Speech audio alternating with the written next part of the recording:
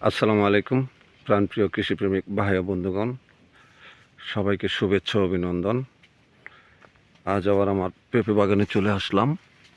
পেঁপে বাগানে এই বর্ষাকালে আপনার যত্নটা খুবই গুরুত্বপূর্ণ, খুব সেনসিটিভ।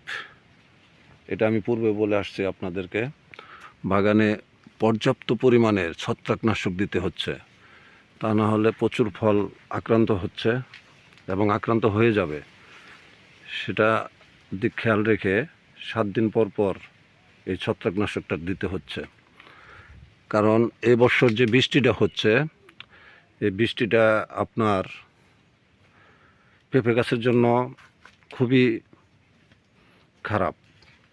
কারণ একটু একটু বৃষ্টি হচ্ছে, রোদ আবার প্রচণ্ড পরিমাণে রোদ হচ্ছে, সেজন্য গাছের খুব ক্ষতি হচ্ছে।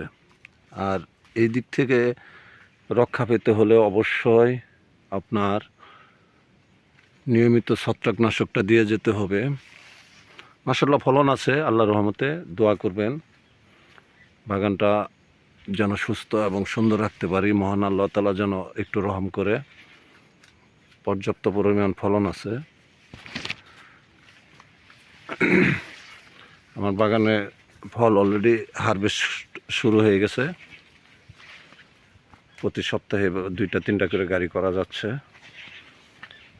কেন গাছগুলো এখন সুস্থ রাখাটাই কঠিন হয়ে যাচ্ছে। যে পরিমাণ বৃষ্টি হচ্ছে, পেঁপে বাগান বৃষ্টিটা সহ্য করতে পারে না। এটা হচ্ছে সবাই ভালো থাকবেন, সুস্থ থাকবেন। আল্লাহ হাফেজ।